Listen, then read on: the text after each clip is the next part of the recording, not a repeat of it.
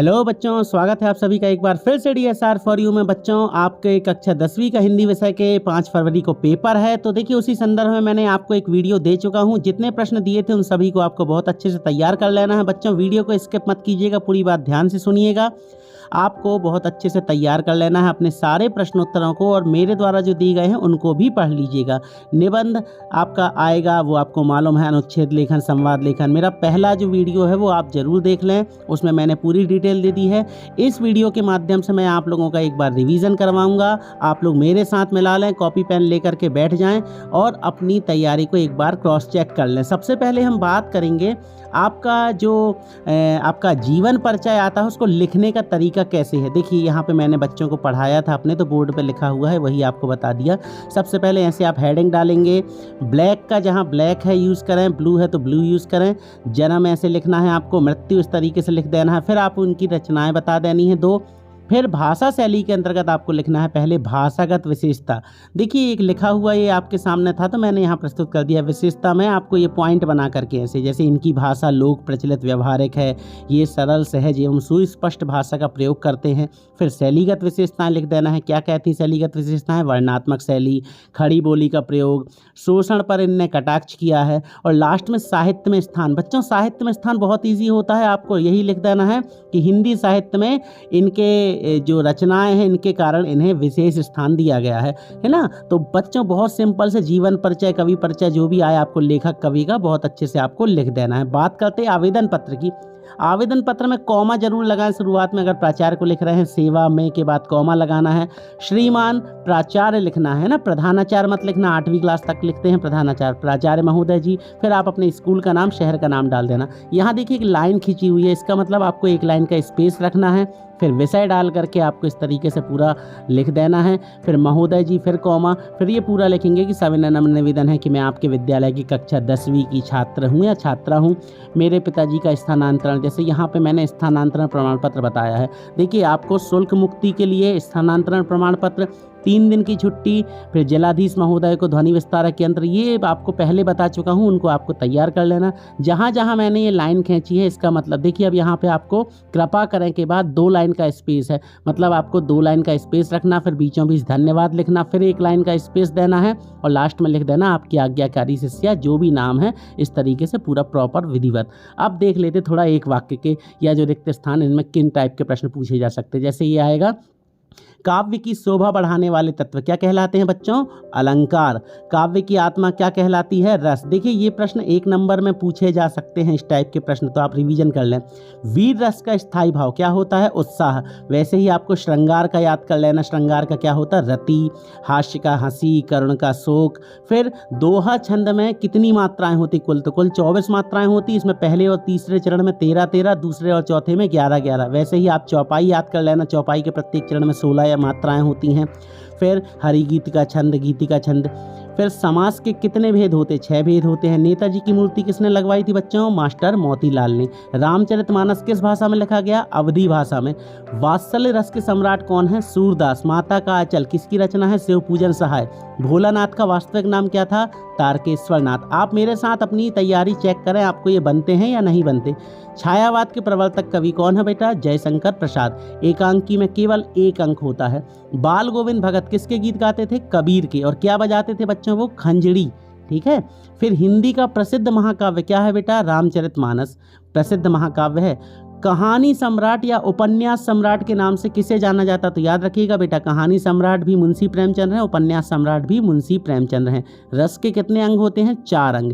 इनकी परिभाषा भी तैयार कर लीजिएगा। स्थायी भाव, विभाव, अनुभाव और संचारी भाव। स्थायी भाव क्या होते? जो हृदय या श्रोता के मन में स्थायी हो जाते हैं, ऐसे भाव क्या कहलाते हैं? स्थायी भाव कहलाते। अब ये देखिए, फिर आया चौपाई के प्रत्येक चरण में कितनी मात्राएं होती? 16 मात्राएं। मैं क्यों लिखता हूं किसकी रचना है? ये है बेटा अज्ञेय की रचना। फिर आपका बंटी किसकी रचना है? तो ये मन्नू भंडारी की रचना है। स्वयं प्रकाश जी का जन्म कब हुआ था? 1947 में, और इनकी मृत्यु हो गई थी 1919 में। एक कहानी यह भी है, किसकी रचना है? ये है मन्नू भंडारी की। देखें बेसिक प्रश्न हैं, एक नंबर में बहुत कुछ, और क्या था पता नहीं क्या पूछ लें। आपको बेसिक तैयार कर लेना है, अलंकार तैयार कर लेने हैं, अनुप्रास अलंकार का कोई उदाहरण आ सकता है, तो इनको आपको बहुत अच्छे से पढ़ लेना है। अब देखें जैसे बिस्मिल्लाह खान ने किस मंदिर में शहनाई बजाई थी? तो किस मंदिर में शहनाई बजाते थे वो? बालाजी मंदिर में। अच्छा, बिस्मिल्लाह खान का जन्म कहाँ हुआ था? डुमराव गांव में, है ना। और कहाँ पे है वो? सोन नदी के किनारे। बेसिक प्रश्न हैं बच्चों, इनको आप रिवाइज कर लें, तैयार कर लें। नेताजी की मूर्ति कस्बे मतलब कहाँ लगी थी? तो लगी थी कस्बे के चौराहे में। और उस चौराहे का क्या नाम था बेटा? वो था सुभाष चंद्र चौक, है ना। सुभाष चंद्र चौक बोस जी के नाम पे, मतलब वहाँ पे सुभाष चंद्र बोस जी चौराहा था, वहाँ पे वो मूर्ति लगी थी। किसने बनवाई थी? मास्टर मोतीलाल ने। कौन लगा देता था उसको चश्मा बार बार? कैप्टन लगा देता था, याद रखिएगा। लखनवी अंदाज, ये जो पुस्तक है इसके या रचना है जो, इसके लेखक कौन है? यशपाल जी। मन्नू भंडारी के पिता रसोई घर को क्या? भटियार खाना कहते थे। आग के आविष्कार के पीछे क्या रहा होगा? भूख एवं प्रकाश। बाल गोविंद भगत खजड़ी बजाते थे। और संस्कृति का संबंध किससे है बच्चों? मानव कल्याण से। अब ये प्रश्न उत्तर देख लें, ये भी तैयार कर लीजिएगा। परशुराम के क्रोध का क्या कारण था? लेखक आत्मकथा लिखने से क्यों बचना चाहता था? गोपियों ने श्री कृष्ण के प्रति अपने प्रेम को किस प्रकार व्यक्त किया? फिर सेनानी न होते हुए भी लोग चश्मे वाले को कैप्टन क्यों कहते थे? गोपियों के अनुसार राजा का धर्म क्या होना चाहिए? ये कुछ महत्वपूर्ण प्रश्न मैंने निकाले हैं, इनको जरूर पढ़ लीजिएगा।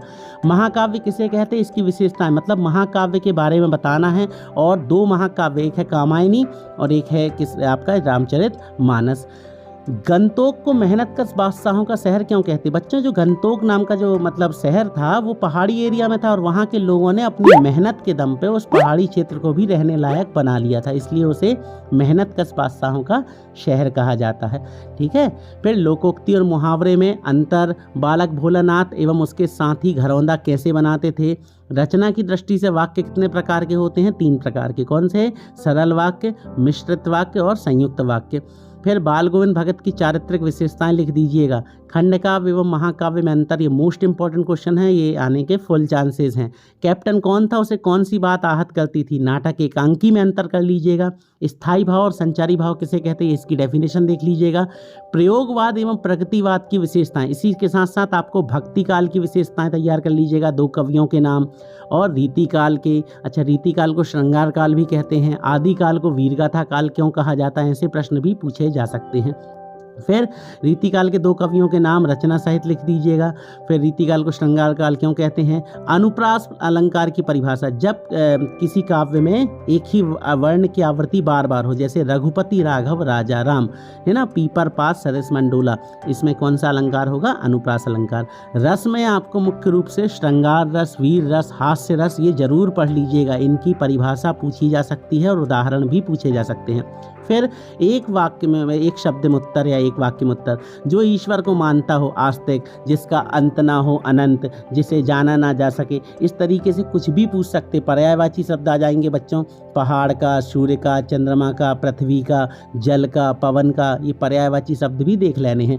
फिर भगत ने अपने बेटे की मृत्यु पर अपनी भावनाएं कैसे व्यक्त की? ये प्रश्न कर लीजिएगा। माता का अचल पाठ में बच्चों को जो दुनिया रची गई है वह आपके बचपन की दुनिया से किस प्रकार भिन्न है?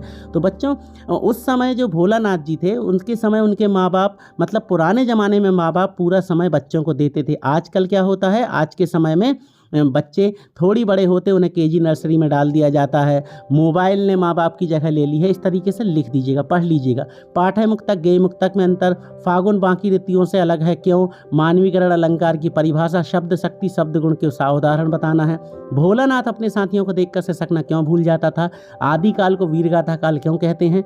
और भक्ति काल या छायावाद की विशेषताएं आ सकती है, इनके कवियों के नाम। तो बच्चों ये सारे प्रश्न मैंने आपको बता दिए, एक बार इसको पढ़ जाने के पहले पढ़ लें।